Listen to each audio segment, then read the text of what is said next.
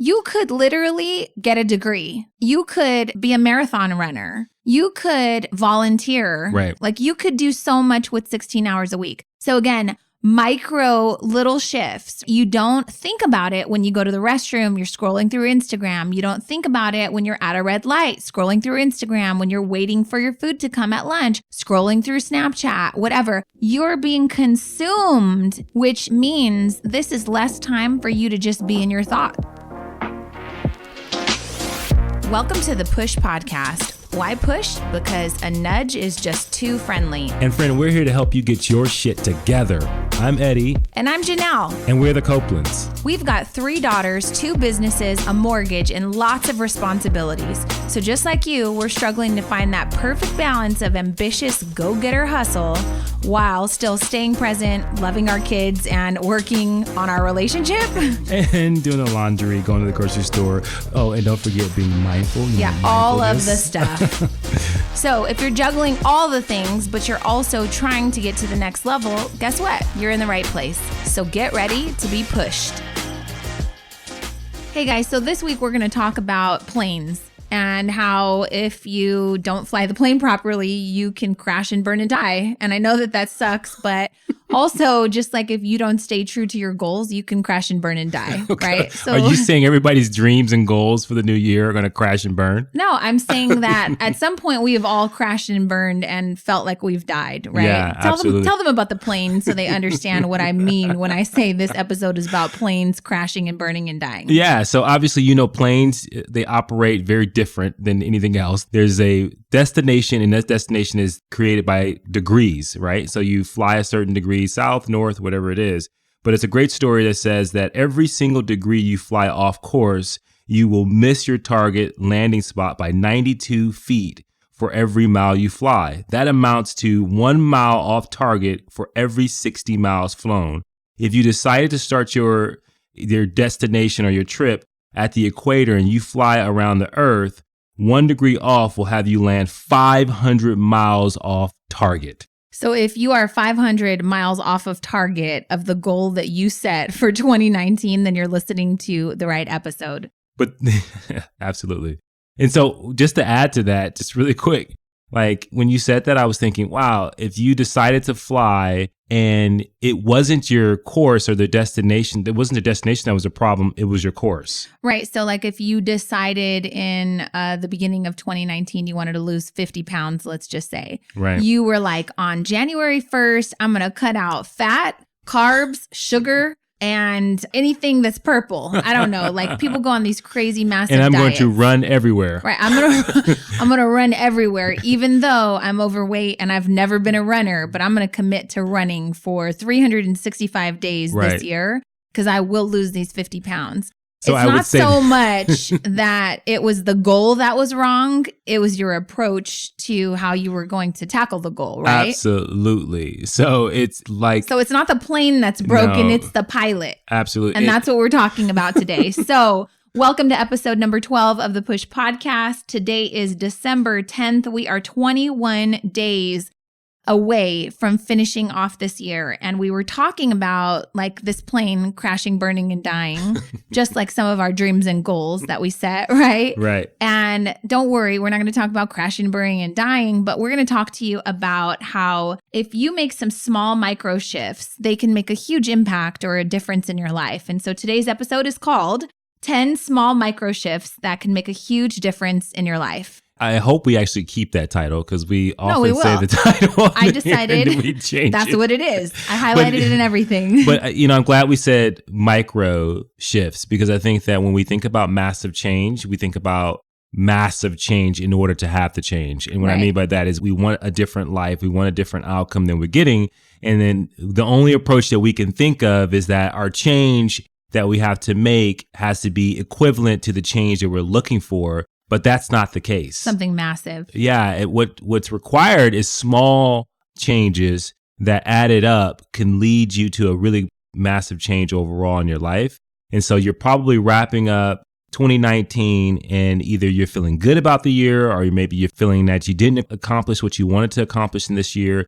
And so you're thinking 2020 has to be massive change. And although you want to make massive change and although massive change is required, I think the course is something that needs to be measured and looked at, that you can make small changes to have massive change. Agree. Right? So we have put together 10 things that we think, like, these are 10 topics that I think everyone wants to work on, whether it be your health and your fitness or your finances or whatever it may be. Within these 10 things, I think that you can find some micro shifts that will help you get to a better year. I would just say, not to correct you publicly, because we have people that are keeping a tally of all the times that I call you out on the podcast. But I would just say these are things that most people don't want to do. Okay, so that's number 4, I believe. Okay, if you guys are keeping count. Yeah, we have a whole tribe from Eddie's side that is like, hey, I'm counting how many times your wife calls you out on the podcast. And so you can go ahead and tally that one up. But I'm just going to say this list that we're going to share with you, we put a lot of work into it. We believe that these 10 small micro shifts are going to make a huge difference in your life if you focus on them. But not all of them you're going to want to focus on, and not all of them you're going to want to hear, because we've got some data in here that you're going to feel really bad about yourself. So that's a warning. And I think we should explain why we're calling them shifts instead of like changes or whatever the case may be, is because these are things that you're doing in your normal life that you're just slightly changing the degree.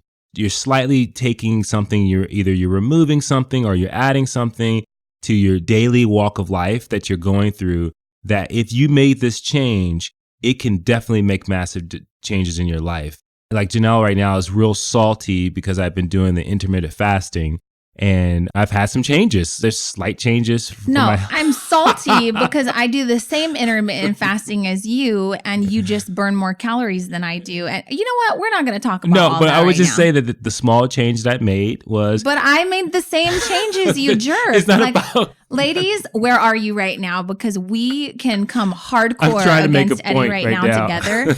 All of the ladies that do any sort of dieting with their husbands, they know the pain that I'm going through right now. And this has been happening for months, by the way. We've been eating between the hours of 12 and 6, and I've remained exactly the same.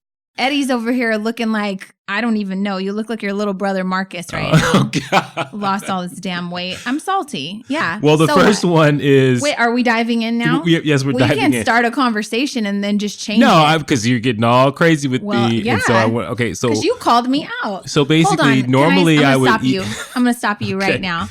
I want to take a second really quick because this is fun when we do this. Like, I wish you guys could see. We have Jordan in the other room. She's basically like in a crate. We told her, be quiet. We crate train our children. You got to be quiet. She's the only child home right now, but we're filming recording a podcast right now. She knows that she's got to keep it down. Right, babe? Okay. So we have a lot of fun, but the reason why we think you guys enjoy listening, at least that's what you tell us, is you feel like you're chatting with friends. And this is a very conversational podcast, right? So I wish my girls were here right now. Also, we need to keep tally of how many male listeners and female listeners we have, because I think we want a little challenge. Because right now, what are we at? Like 80% women, 20% men? Yes, like 11%. So you guys need to share this with your husbands. And really quick, though, lots of the guys that Eddie interacts with, they'll see him at work or something and be like, man, that was a good episode. I needed to share that with my girl. She needed that, right? And then conversely, a lot of my girlfriends are like, oh yeah, I shared that with my husband because he needed that. So that's a whole nother topic of like, how often do you hear something that you immediately think of who else needs it, not thinking that you might be the one that needs it, right? Oh yeah, because we immediately go to who we think is the problem in our life instead of it being... So this particular episode, I would like for this to be a conversation. I want to see all the guys come out and support Eddie, and I want to see all the ladies come out and support me too. So women, again, if you have ever dieted with your husbands and you can't stand the fact that they burn calories faster, you're over here trying your hardest to lose 4 pounds, and he's at like pound 14 or something. I want you to leave a review and comment and let me know how salty you were the last time you did that with your husband. I can tell you it is a blessing from our Lord and Savior, Jesus Christ.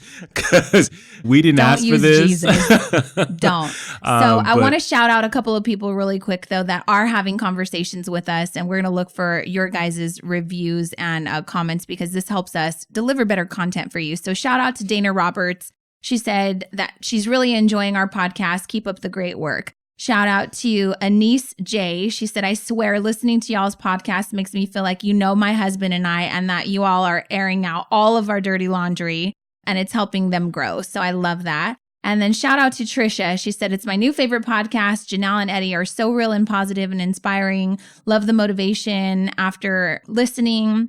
I wish you would come out with more frequent episodes.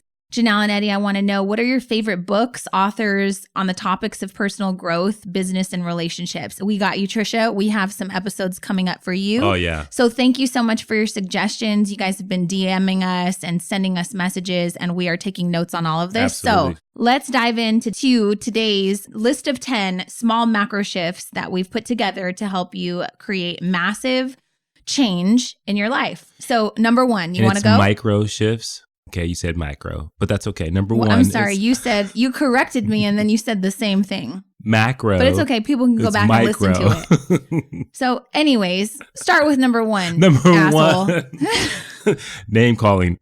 That is the fifth Number time 5. on the podcast you called me a name. Stay on track. Number one is working out. Okay, so here's the thing. You may be thinking, well, that sounds like a big change because I don't work out. But people, this is kind of stupid. I'm going to tell you they get better as they go on. But number one, people are like, okay, I'm going to turn this off because they're telling me to work out and that would create massive change. No shit, Sherlock. Yeah, But we don't mean like sign up to run the LA Marathon. Right. What do we mean? What we mean is there are some exercises that you can do at home in the morning before you take a shower, before you get your day started. That one of the things that we learned going through our Passion to Profit course with our students is that we get them started off with kind of getting their mind right? And so we have basically a workout challenge. This challenge literally takes, 7 minutes? Yeah, 3 if you're semi used to working out, right. 7 minutes max. This is a 14-day workout challenge that literally it's like do 10 jumping jacks, right. do 10 squats, air squats, right? Right. And do 10 fake push-ups. Like if you woke up every morning and you did that every single day, you just invested 7 minutes of movement into your day, your life will change. You got your heart rate going. You start the course of having a really good day for the momentum that you want to have for the entire day going forward. And so when we say it's a small change, for those who do not exercise at all and don't take that time, this is a small change that you can make that could possibly lead to it being more consistent, going to a place where then you start going to the gym, or maybe you buy some type of equipment and you start doing a little bit more, a larger type of workout is what I'm trying to say. What are you trying to say? I don't know what I'm trying to say. But we're talking about making these small changes. And so air squats, little push-ups, all those things matter. They change the course of your day. But here's what I would say, especially for the women out there, when you're doing some type of resistance training in your day, so whether it's like using bands or doing the air squats or whatever it has requires resistance, it builds an enormous amount of confidence. Because if you feel stronger, that strength is something you feel overall, not just in your physical body, but you feel that mentally. Agree. Yeah. That's all you have to say? I thought you had a whole bunch of stuff to say about working out. Oh, I do. It increases. I was just giving you the space to continue. But when you start doing that, exercise increases energy. And so I oftentimes hear people say, I'm just so tired. I don't have any energy. Well, this is the main reason why with our students, right. we have a small fitness challenge. And I'll just tell you, ladies, like if you are coming out of Thanksgiving and you've had 10 plates of leftovers like I have, when your gut starts to hang over your jeans, you don't feel real confident, right? Right. You just don't. And right. so not even taking it to a place of vanity, but when you move around and you feel like, God, I can do 10 jumping jacks without feeling like I'm dying. I can do some air squats. I can go for a run around the block. I can do some yoga without looking ridiculous, right? You feel more confident. Yeah, it's like you worked out for, let's say, 7 days straight. And I mean, maybe it's small, but you feel like you've lost weight before you've even lost weight. Right, which leads us into number 2, because I think anytime you move your body and you get into a small practice of just some sort of movement, whether it's walking around the block, remember small shifts, it leads us into number 2, which makes you want to eat healthier. Yeah. I know that when I go to the gym, even if I haven't been in a week or so and I'm sore, I feel already stronger. Right. Even though it's sore, I feel a sense of accomplishment, and then it makes me want to nourish my body with healthier foods, right? Yeah. So I have some stats that I want to share with you on making healthier food choices, because this seems like, well, these first two people are like, well, no shit. Like I gotta work out and I gotta make healthier food choices. Like you guys aren't telling me anything I don't know. The problem is the world is full of information and knowledge, right? You could literally go on Pinterest if you are struggling with your weight. You could learn how to work out. You could learn how to eat healthy. You could learn how to juice, how to eat keto or paleo or whatever the hell. But information is not action. Like it's not going to help you become better. And just really quick, I'll just say this, that like people are hearing this and thinking, oh, I already know these things, but they're making it a bigger shift than it has to be. Right. I mean, the intermittent fasting that we started this episode talking about literally is just not eating in the morning. And it was a small change. And I didn't change what I was eating throughout the day. I'm still eating whatever I'm eating. But I just we both made a small change, and it made significant changes in our bodies. Well, let me talk to you about small changes. So I have an eggnog latte from Starbucks one time per year. You know why? It's 610 calories. That's literally like a third of what I should be eating in a day. Right. It's 610 calories. By the way, I bought my tall, which is small, eggnog latte last week, right before Thanksgiving. And I stretched it out over 2 days. Like, that's just because I don't want to eat 610. I don't want to drink my calories, right? So when we're talking about making healthier food choices for number 2, we are talking about very small shifts, you guys. Do you know that a white chocolate mocha from Starbucks is 510 calories? But if you go big and you get a chocolate chip frappuccino, that's 610 calories. That's a lot of calories, right? So I want to give you some stats. The average American consumes 3,600 calories per day. That's a lot of calories, right? Yet the average woman only burns 1,800 to 2,000, and the average man only burns 2,600 calories a day. So that's 1,000 to 1,800 calorie surplus. That's a lot of calories that you're consuming that you're just not burning, right? So just to give you some math, because Eddie and I, obviously, we've gone through bodybuilding, like we've done all of the diets just for the sake of health, and we've been in fitness for a very long time. But did you know that every 3,500 calories equates to 1 pound of like weight gain, right? Fat. So of fat. So that means that if you continue to eat the way that you do for the next 365 days, and let's just say, because I already said it was 1,000 to 1,800 calorie surplus, but let's just say on average, you had 500 extra calories per day than you were supposed to. That could be an extra serving of mac and cheese. That could be an extra frappuccino. That could be too much ranch dressing on your damn salad, right? So let's just say that for the next 365 days, you chose to eat 500 extra calories than you were able to burn. You would gain 52 pounds in the year. That's crazy. 52 pounds. So we're talking about small changes that if you don't change and you just continue, guess what? That small thing has now turned into a macro thing. And now your ass is struggling to lose 52 extra pounds. But even if it was just half of that, if you went the entire year and you gained 25 pounds, just to say half of that because you did half the calorie surplus that you mentioned, that's a significant amount of weight that you put on in a year. Right. And then it becomes really hard to lose, especially if you live a sedentary life. Well, it's overwhelming. Like for a woman, if you get past 30 pounds, you're struggling. Yeah. Like you just are. You're like, I don't even see light at the end of this. It's not even worth it. It's not even comfortable for me to work out now, right? I don't feel confident enough to go to the gym.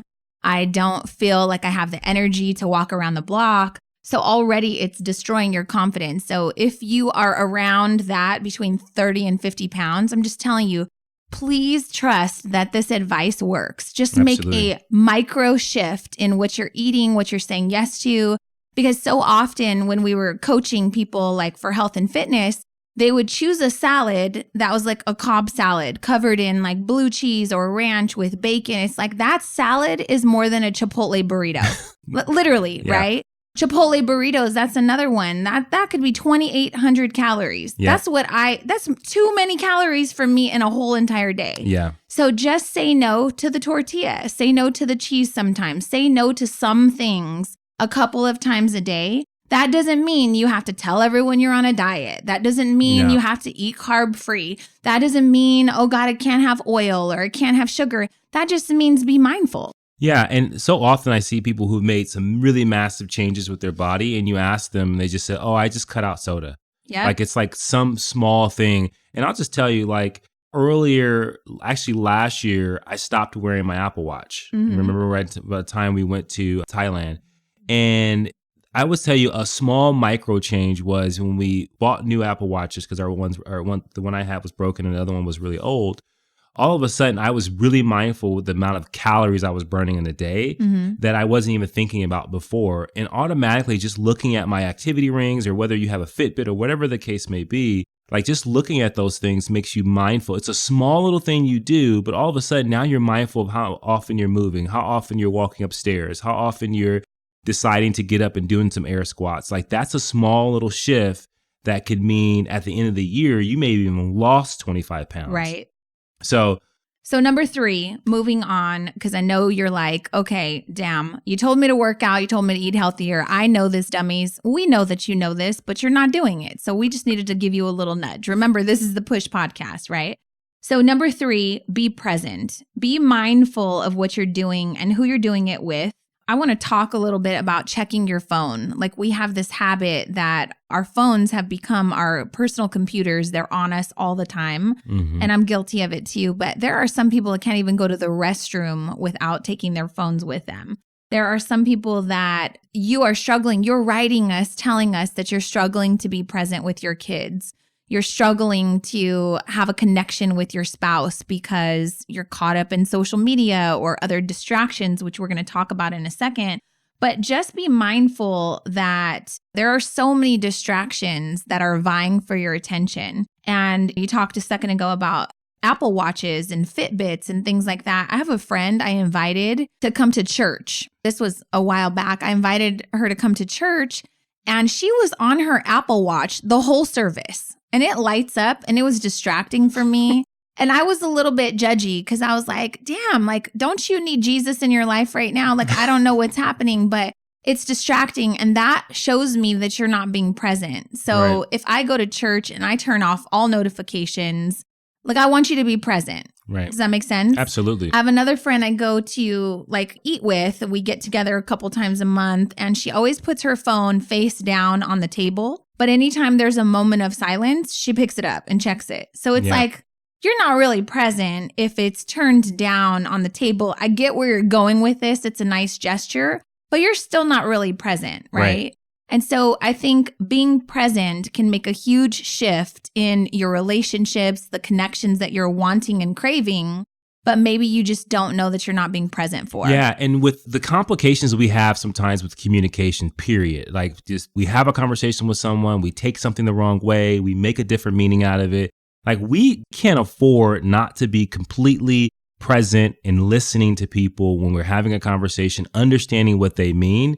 We cannot do that if we have something that's kind of vying for our attention, right? And so when we put our phones out on the table when we're having a lunch dinner or with our dinner with our family, what we are saying implicitly is that I'm with you until this thing goes off, right? I'm listening until I hear a buzz. And so what I would say, a quick micro shift is put it away, put it somewhere away from the table, put it in your pocket or something where you're not affected by whatever notification that you may get. And I think that there people in this day in society, we have lost the true nature of listening, like really attentive, being curious about what people say, like staying in the moment. I think we lose a little bit of that because the distractions that we have in our daily lives, we are creating the distractions. Sometimes we are just sitting there waiting to be distracted. We are finding distractions from staying in the moment, having some time of peace, thinking sometimes. And so I think being in a moment is so important, and it's a micro shift that will allow you to deal with some of the things that you may be dealing with, whether it be sadness or frustrations or anxieties. Like just staying in the moment and analyzing and understanding yourself a little better, I think will help you. I'm sorry, I got distracted. My phone went off. Oh, Jesus Christ. Just kidding. Okay, so number 4, social media, I think, is eating people alive. It's definitely eating your time. Yeah. And so number 4, the tip would be plan social media breaks. Here's some more statistics. I'm just like the bearer of bad news today. But the average person spends 2 hours and 22 minutes a day on social media. So before you think like, oh, I'm not on Instagram that long. Well, what about if you added up Instagram, Snapchat? I don't know if you're on TikTok, Facebook, all of them, right? You add them all up, it averages out to 2 hours and 22 minutes a day on social media. I will tell you, some of my business owner friends spend a lot longer than 2 hours and 22 minutes on social media a day. So just to break that down, that's 142 minutes a day times 7 days a week, which would probably be more on the weekends when you don't have a lot to do.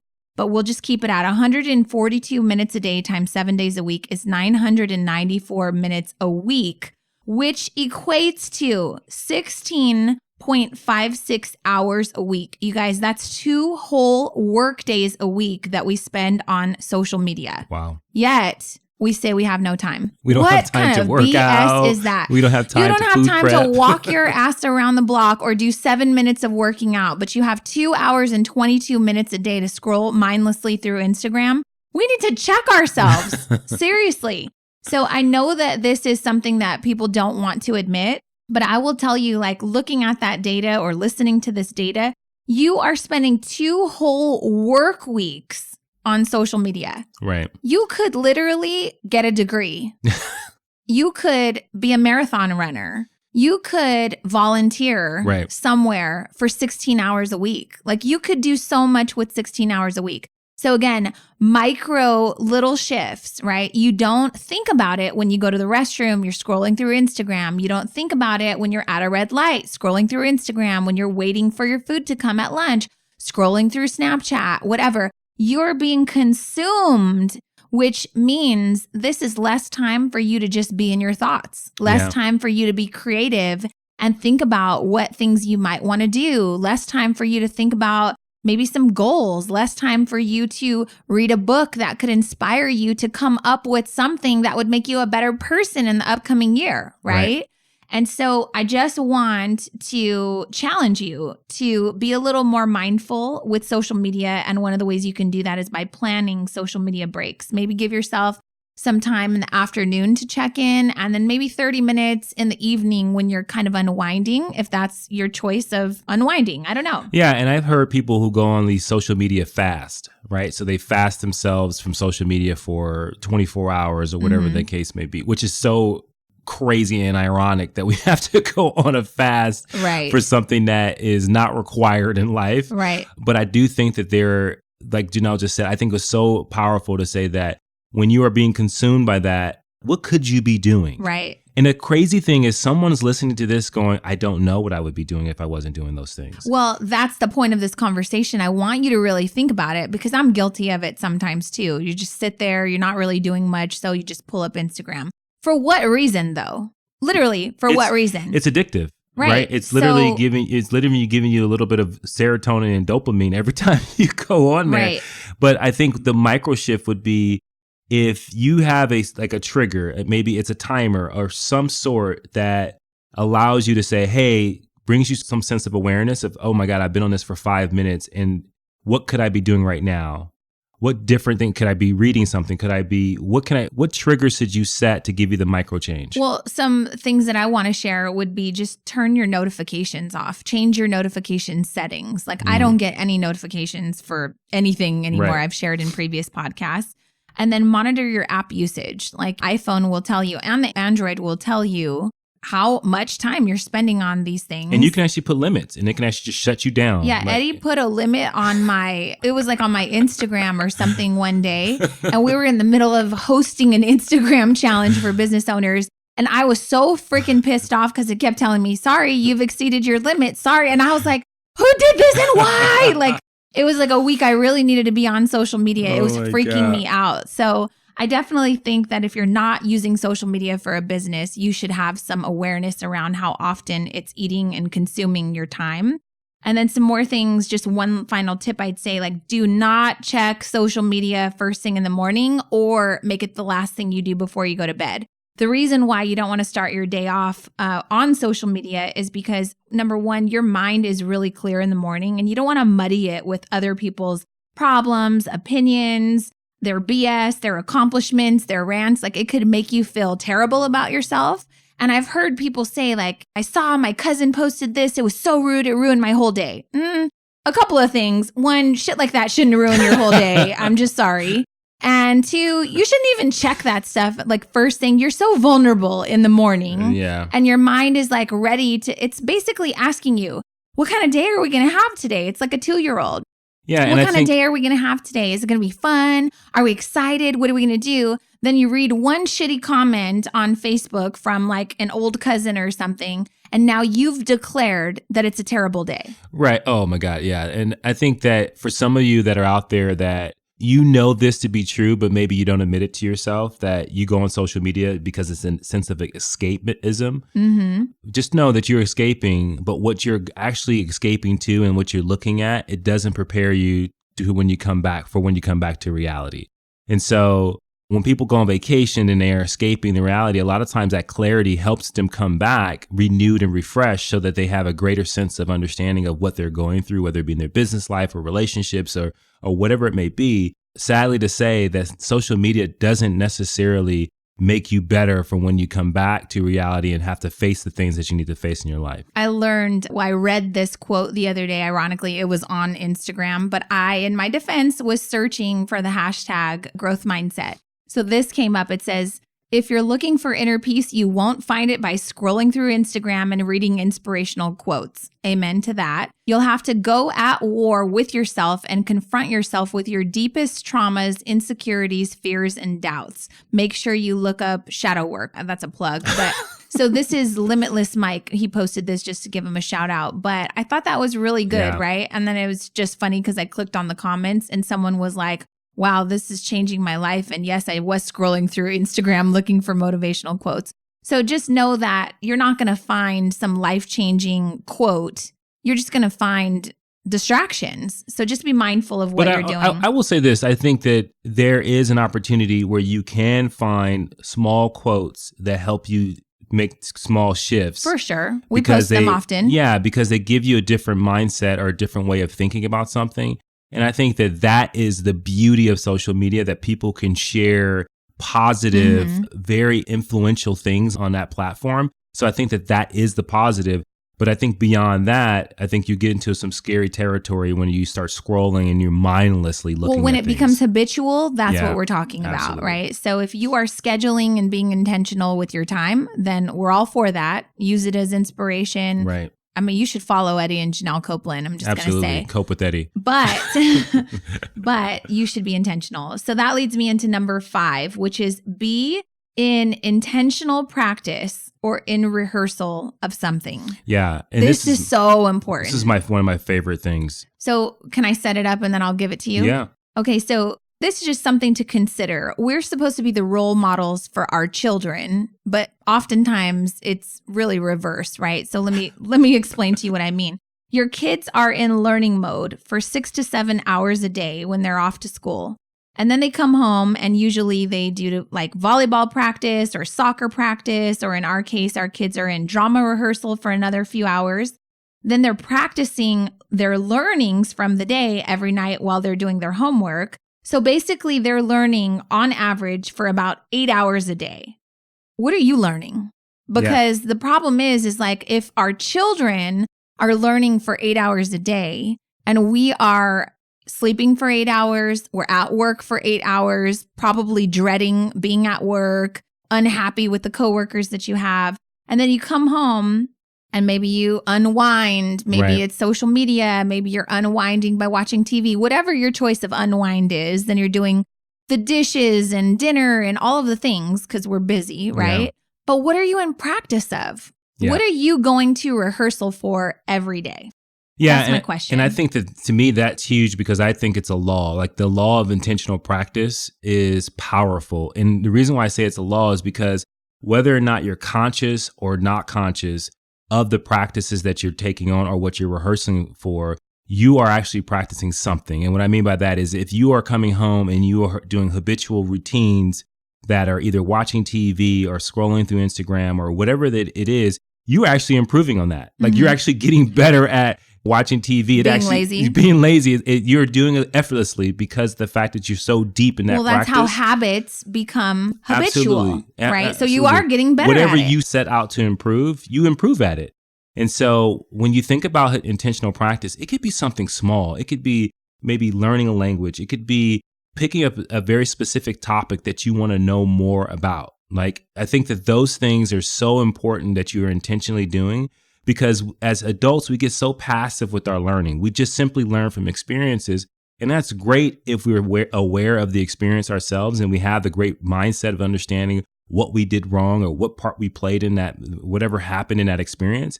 But quite often we lose the ability to improve on things because we're just not intentional with them. Right. So you gave the example of like you could be learning a new language or getting better at something. How about you start playing a sport or an instrument or learning about a particular topic that could help benefit your family, like investing or your finances or psychology, communication. Maybe it's increasing your faith and reading your Bible. Maybe it's fitness. We talked about that a couple of times. Maybe it's you have a job and you're in, let's say, retail sales or some sort of sales. If you set a little intentional rehearsal aside each day, rehearsal time aside to get better at sales, you could smoke your coworkers, like literally destroy them if that's what you decided to be in practice of, right? Something to further your knowledge or maybe help enhance your knowledge for career advancement. Do you know that if you went to work every day for 8 hours and then you came home and just said, for an hour a day, I'm going to be in intentional practice of investing an hour a day to get better at whatever my job is. So like for me, let's say it was baking, let's say it was marketing, let's say it was podcasting, whatever. If I spent an hour a day doing that, oh my God, I'd be a freaking master at anything after 365 days. So we want to challenge you. This one's really important. This is something we do a lot in the Copeland household is like, what are you in rehearsal for? Yeah. We say that because our kids are in drama, but what are you practicing? And it cannot just be that your kids are the ones learning things, because that's just not being a good role model. Yeah. And I'm definitely not putting myself on a high horse, but I will say that quite often people say, how do you have such a positive outlook? How do you stay so optimistic about things? And I go,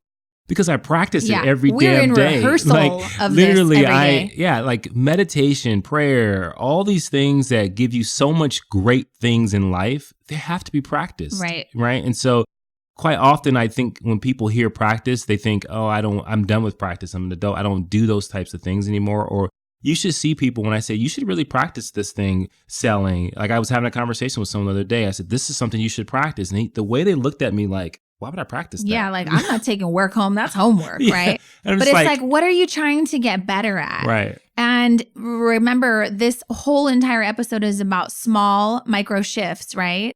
There are Facebook notifications that I do get for memories. And I can tell you a couple of weeks ago, it was like, memory from 9 years ago. And it was some stupid rant that I said about something that pissed me off. And I was like, oh, thank God I'm not that Janelle anymore. Why is that? I've been in practice, in rehearsal of shifting my mind.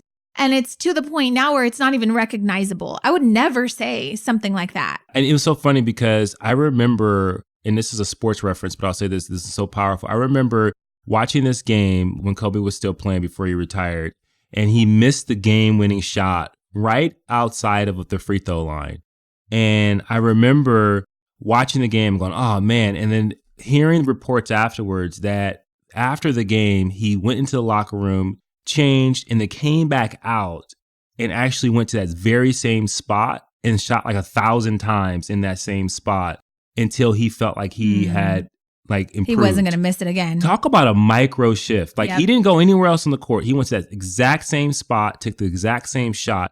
And my question is for many of you out there is, do you have a certain spot that you have fallen short that you need to say, hey, I need to go and say this spot right here, I need to just work on this thing over and over and over. Good Lord. Yeah. That is the whole podcast right there. And if you did that, what kind of results would you get? Like if you just said, I'm just going to stay right here until I get it right. Macro results. Boom. Massive shift. Absolutely. So where's your free throw spot? Me? I mean, you don't have to tell the people. Yeah, but. No, I would say it'd be money. Right. My 2020 is all going to be about by the end of 2020, I will be a financial guru. I love that, honey. I will know, hey, you should put your money here. You should put your money over there. That's my goal because our goal with finances is to make sure every dollar has a job. Yeah. And so I thought about it for a long time. I said, the micro shift I need to make is that anytime I feel like I need to serve someone else, I'm better for myself for it, right? So that's the micro shift. So if I get to a place where I can say, hey, I'm getting to a place where I can teach this to someone else, then I know then I've made that change and I made an improvement. Right. Love it. Okay, so moving on, number 6, practice daily gratitude.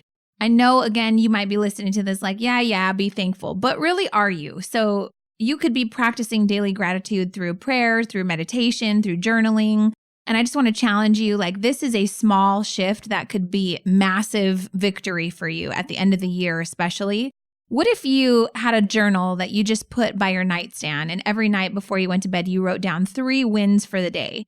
It would help you capture moments that maybe help you with reflection at the end of the year or at the end of the month in order to keep your wins kind of front and center. What if you just captured like small occurrences that happened throughout the day that you were grateful for? So how could you create appreciation for like super small things? So I did this one year. I had a jar by my bedside and a stack of Post-its and a pen.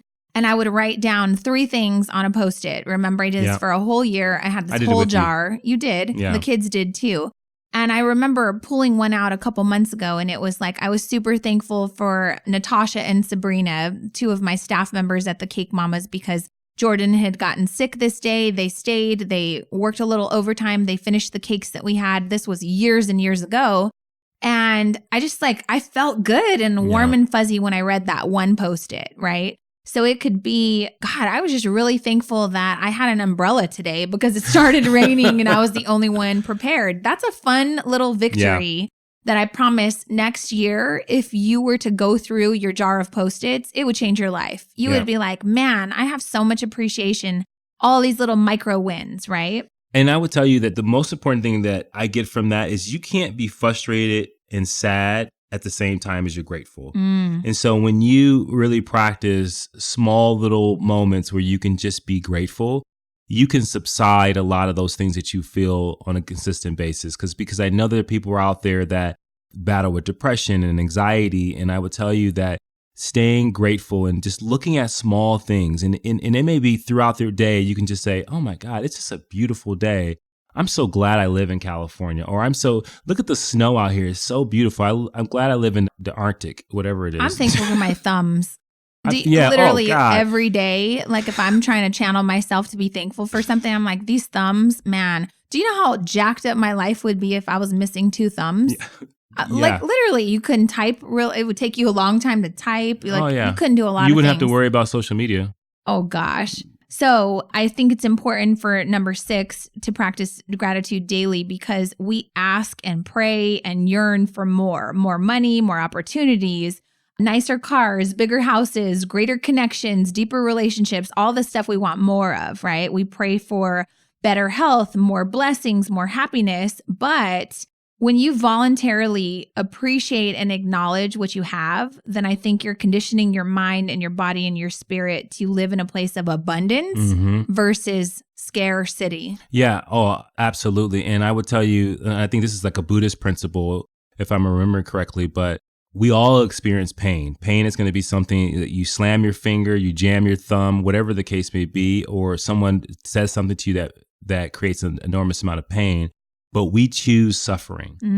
And suffering is when you're not looking at the full picture and saying, yeah, I went through that pain, but that pain will subside. And I choose to be grateful for this moment that I can look at my children. I choose the moment where I can say, wow, I'm glad I have a job to go to. I choose this moment where I say, I have a roof over my head.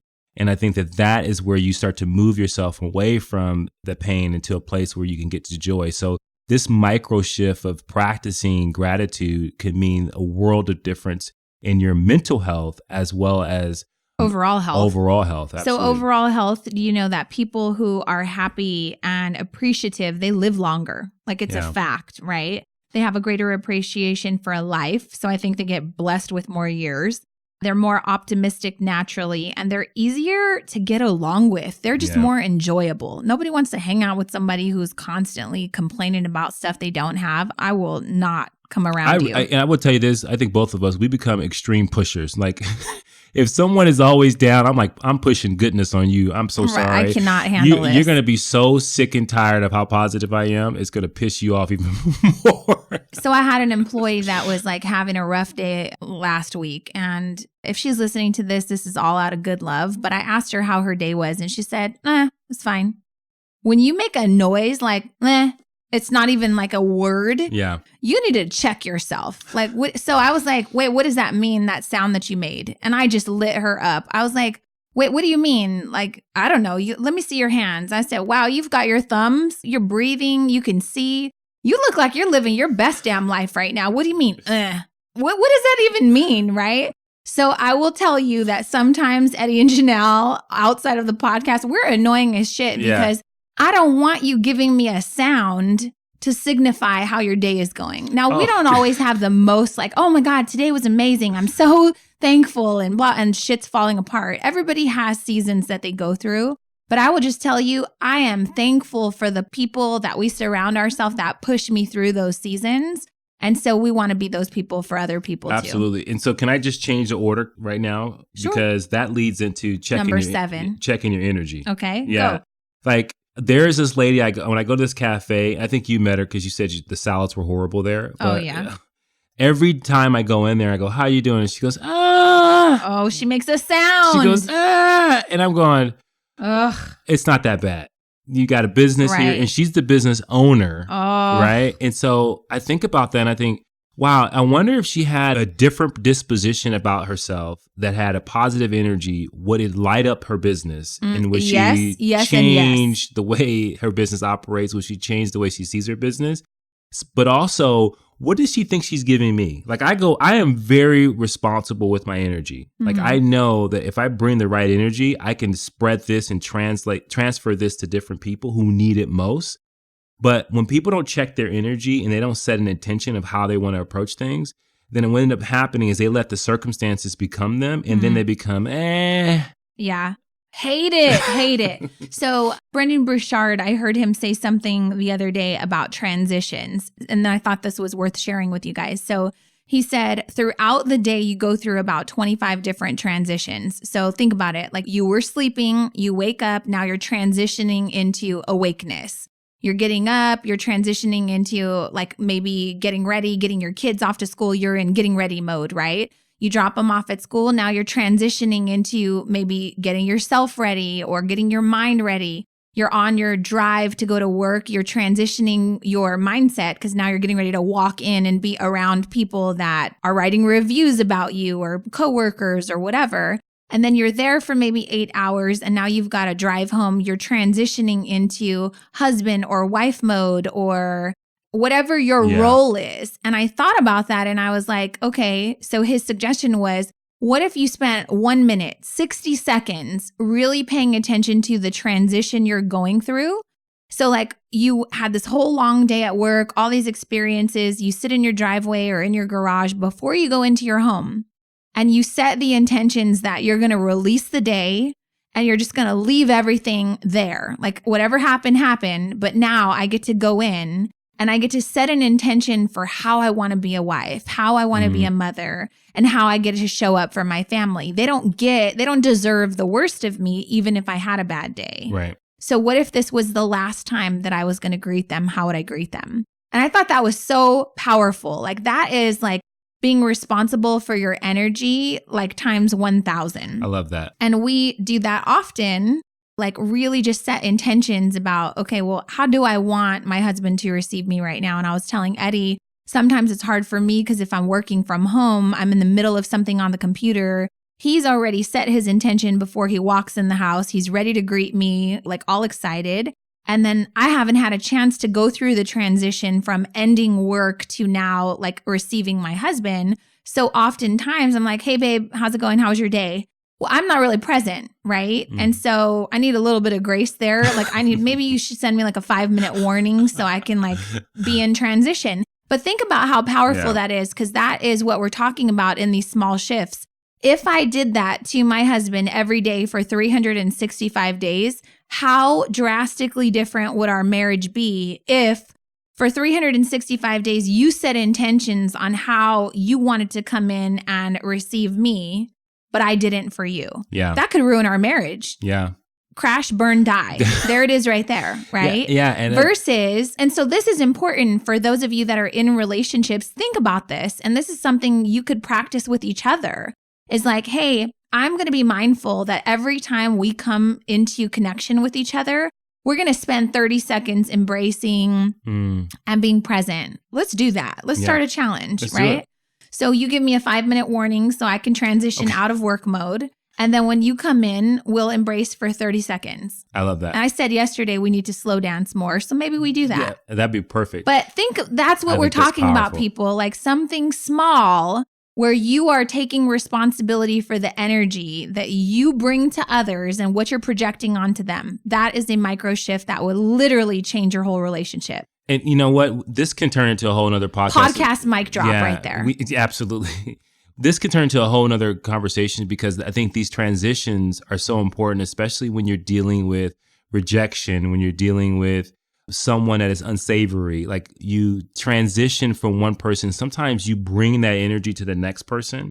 And so I think that those transitions are critical for your relationships. They're critical to your success, is your ability to move from one thing, compartmentalize what happened, and transition to the next thing. So more to come on that because I think we could take more time on the transitions for sure. itself. Yeah. And so we've got 3 more to go. And I know we're in the home stretch. Yeah. So you said that one of your intentions was to focus on finances. So lead them into number 8, which is adhering to a budget. Yeah. I think it's important that you set some type of a budget or boundary, or like I was told a while ago by someone I worked with, is give it every dollar a job.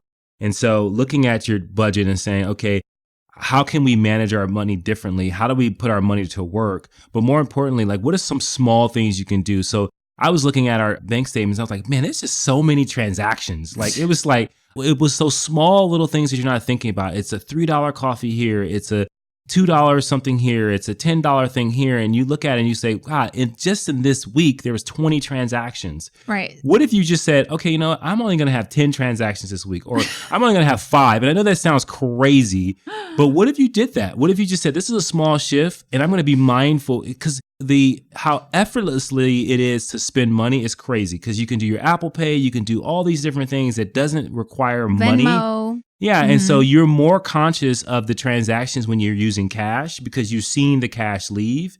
And so that's really something that's mindful. But when you don't have that, how do you make a little small shift to just say, I'm just going to minimize the amount of transactions I have? Right. And so that's one tip. I would say the other tip would be put yourself on a budget. Like how much do you need to spend? There's a great YouTuber, Jordan Page. My sister turned me on to her. And she says that every person in your household, they could be fed for $125 a month. So like in our case, that means we could feed a family of 5 for like under $500 or $600. And I was like, that's kind of bullshit. Like I could go to Costco and spend that on 2 weeks of groceries, right?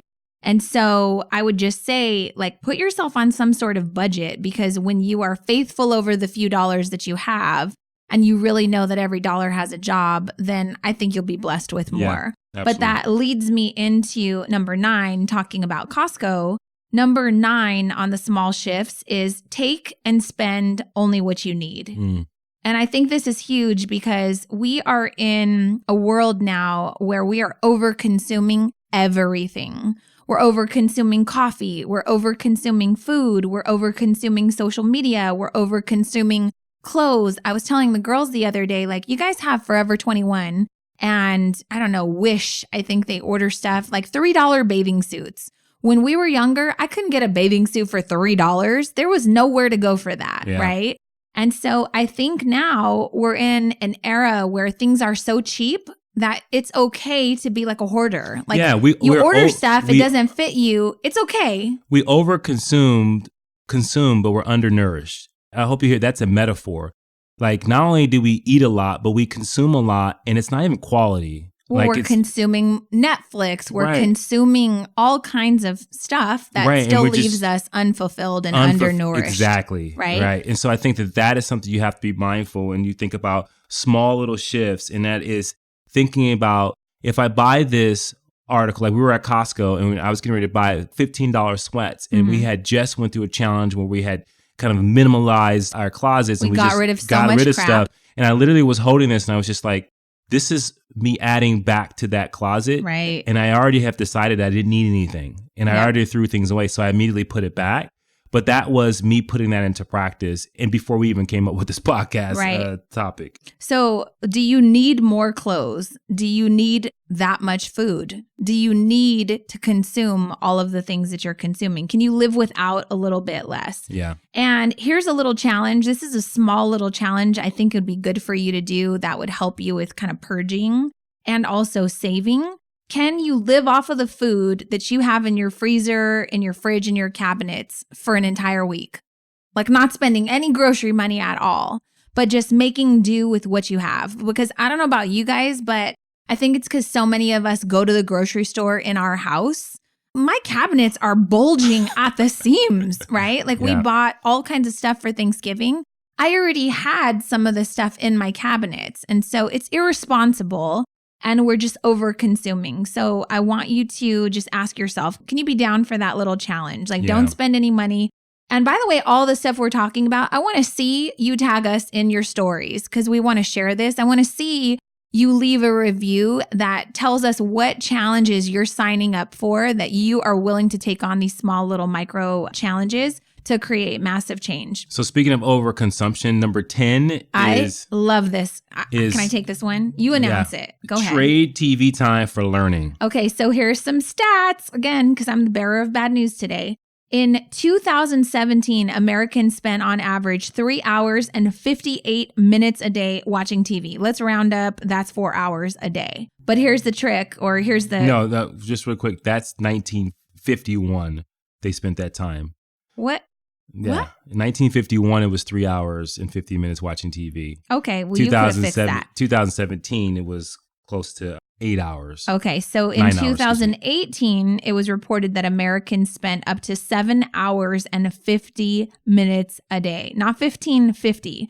So that's nearly 8 hours a day. That's an 8-hour shift a day that's spent on TV. This also includes Netflix, YouTube, and any other like media content that you are consuming. So you guys, this is another full-time job that we are spending on television. So you take that. So you may be cool. Oh, I got to talk about this because you might be cool talking about the latest episode of whatever the hell the new show is, right? You might be kind of in the know if you're talking about the final season of Game of Thrones or what happened on the football game or whatever the hell is happening. But you got to ask yourself, I'm spending an entire full-time job on consuming content, digital content. That's great. I mean, think about that. So 8 hours of television and then combine that with, what was the time for social media?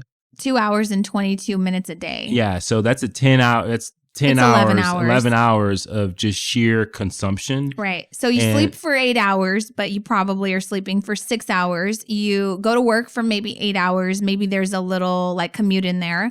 The rest of your waking hours, just ask yourself, am I being productive with this time? Right. Because you should have, if you're sleeping 8 hours, going to work for 8 hours, you should have 8 hours to spread over learning, working out, eating healthy food, spending time with the relationships and the people that are important to you, being present, all of this entire list. But instead, Americans are spending 8 hours a day consuming digital media. Yeah. And so I think that as we kind of close this out, I think one of the biggest things is that being mindful of these small little changes can change everything. The key is you got to be aware that you're doing these things. You got to be aware that you're spending this time on watching television or on social media, or that you could be doing small exercises, but you're choosing not to. Like, these are small things that you have to be aware that just slightly making shifts and slightly making the adjustments can really mean a different year and a different decade. That's right. So if you want a list of all of these 1 through 10 small micro shifts that can lead to huge transformations in your life, you can head over to thepushpodcast.com and this checklist will be there for you. I would encourage you, print it out, talk it over with your kids, share it with your spouse or your partner, and just see how you can be more present and mindful, and maybe take on a couple of these as we wrap up the year and get into a new decade. Because remember, If you are off by a small degree from trying to achieve greatness in your life, it's going to equate to 590 miles of you being off target. And so we hope that this message served you. If you love it, if you're going to sign up for some of these things, please let us know in a review so that way we can track and monitor with you. And as always, thanks for letting us push you. Absolutely. Push through. Thank you for listening to the Push Podcast. Hey, we want to hear from you. So if you have a question or there's a particular topic that you want us to tackle and you want us to help you push through, you got to do something for us. You got to go to Apple Podcasts and you got to leave a rating and a review. And in that review, go ahead and leave that question with your Instagram handle so that we can shout you out when we actually answer the question. And we'll talk about that on the podcast and make sure that, hey, this particular podcast is made for you. So leave a rating, leave a review, leave your handle, and until next time, push through.